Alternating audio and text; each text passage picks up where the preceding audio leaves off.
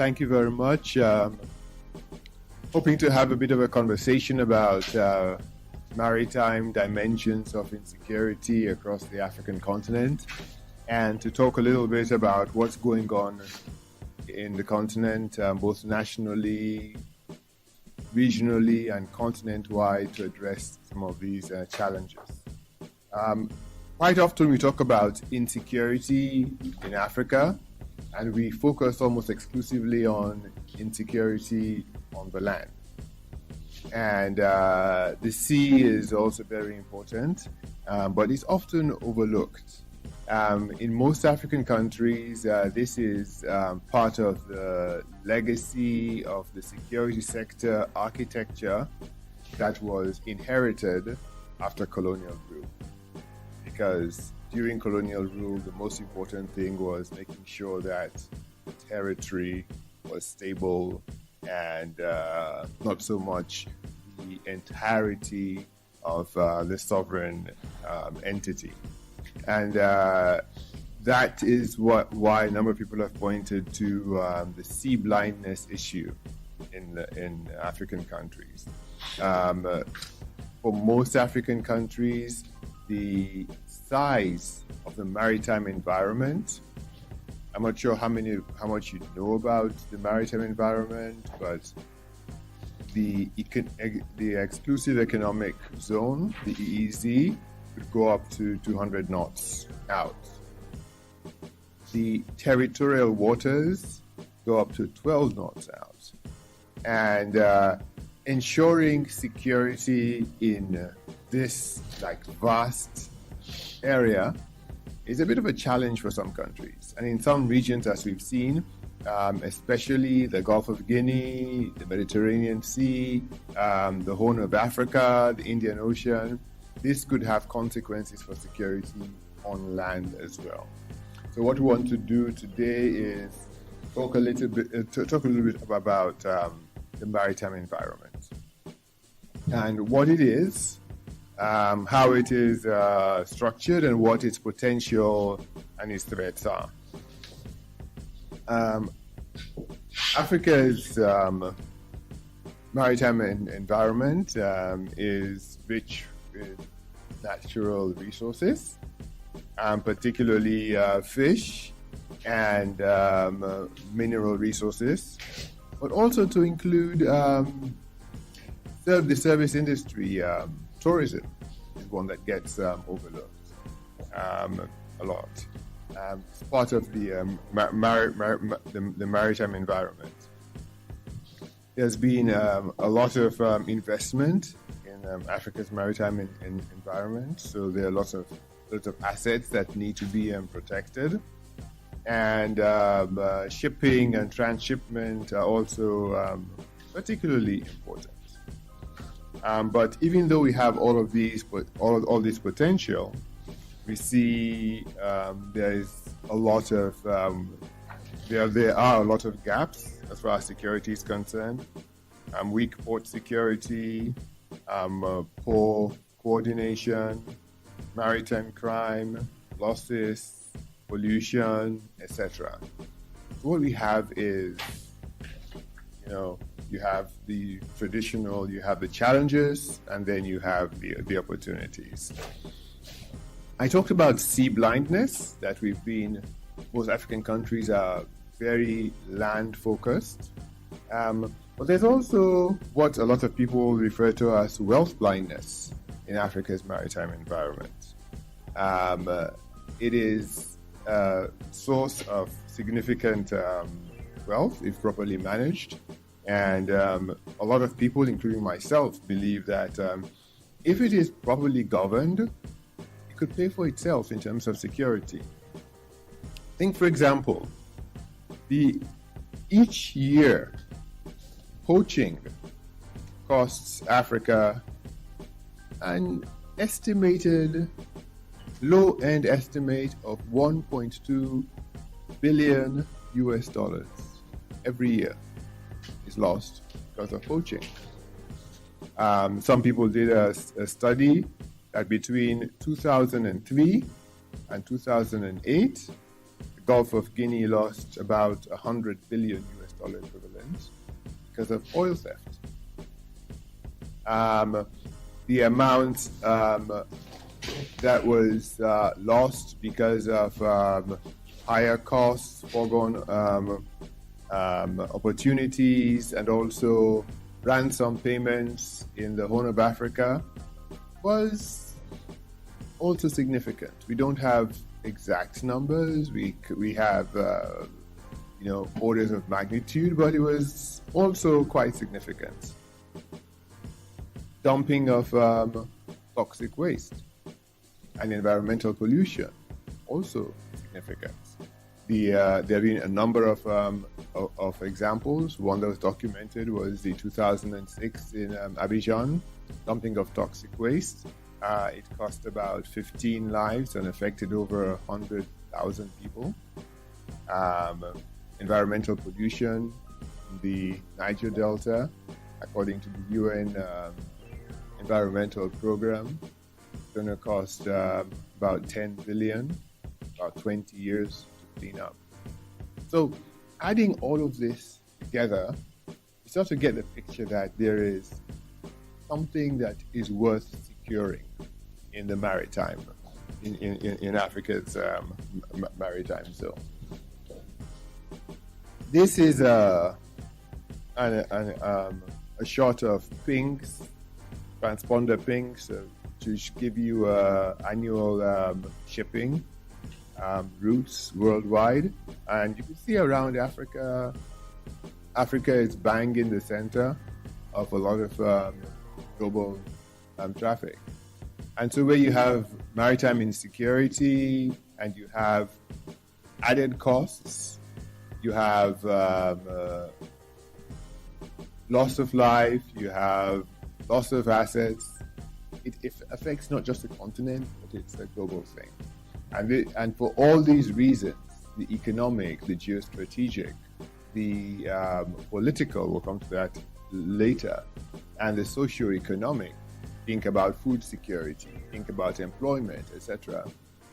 As much as we think about what we do for security on the land, we also have to focus on maritime security on the sea. Right. So maritime security, like all security across the African continent, is complex.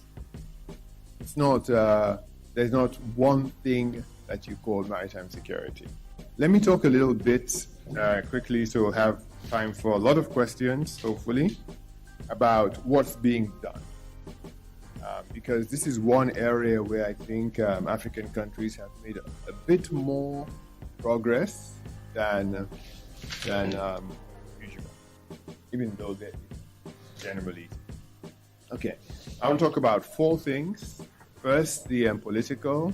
Second, operational. Third, resource. And then last, regional or continent-wide approaches. What about the political dimension? I think we've seen in most countries strong political will. Countries are finally waking up to understand that wealth blindness, the maritime zone, has really cost them. Over 90% of everything traded on the African continent, both imports and exports, goes by sea. So as a friend of mine, Ian Ralby, who's a maritime security expert, always says, no shipping, no shopping. And the costs of maritime insecurity to African producers is something that doesn't really get a lot of airplay. When maritime security in the Gulf of Guinea was significantly deteriorated in the between 2008 2009, the insurance premium for all agricultural exports from West Africa was increased about 18%, and that was immediately passed on to the farmers, coffee and cocoa in particular. The ICCO, the International Coffee Organization, had to issue a communique on this. And who suffered the most? The African farmers. So there's been a lot of recognition of all of these things. So there seems to be some political will. So at least countries are discussing it. At least there's some talk about it, and it's, you see countries now having a more strategic approach to it. There's also more of a willingness to cede sovereignty to ensure that we have regional solutions to these problems. Those who are from the Navy and the Coast Guard in particular, and others, would know of something called the right of hot pursuit. So if a ship or a vessel commits a crime in one country's territorial waters, all they need to do is make it either to the high seas or to a neighboring country, and they can walk free. Agreeing on allowing the right of hot pursuit has been a challenging thing across the continent, because people cling very tenaciously to this thing of sovereignty, a sovereign state, etc. But with maritime security recently, there has been some relaxation, and we do have one or two examples in particularly the Gulf of Guinea, where the relaxation of the right of hot pursuit has led to the apprehension of vessels that have crossed territorial waters, and has sent a signal to a lot of the criminals that moving from one country's territorial waters to the other is not a get out of jail free ticket. Operationally, there still has to be quite a lot of work on the appropriate equipment and technology, because the basis for maritime security is maritime domain awareness, just knowing what's out there. And part of the challenge is to ensure that if you have equipment, particularly radar and communications equipment, ideally it should be interoperable regionally, so that you could tell what's going on in your region. The legacy and patronage problem means that the French-speaking get theirs from France, English-speaking get theirs from, and the good ideas, ferries, land parachutes in African countries every day with their own version. And so that needs to be overcome to ensure that even though some equipment is being pursued, the technology allows the sort of harmonization that is required. Particularly when it comes to communication and information sharing. I can tell you that in some of the West African maritime zones, because West Africa is divided into, I think, 6 maritime zones. In some of the maritime zones, the most effective technology for information sharing is WhatsApp. Maritime commanders in various countries, when they want to talk to folk in the neighboring countries, they don't go pick up the sophisticated gifts that they might have received from somebody. They just go WhatsApp. There was a vessel called the MV Maximus that was tracked and apprehended because of WhatsApp. Started all the way from Cote d'Ivoire, was finally apprehended in the Cameroon-Nigerian border, and that's how it happened. So the point there is that some of these solutions could be relatively low tech, but you have to think about what is it we want to accomplish. And then on the operational dimension, again, you do need to have the rule of law dimension. Monitoring is good, but detection, apprehension, and enforcement are a challenge.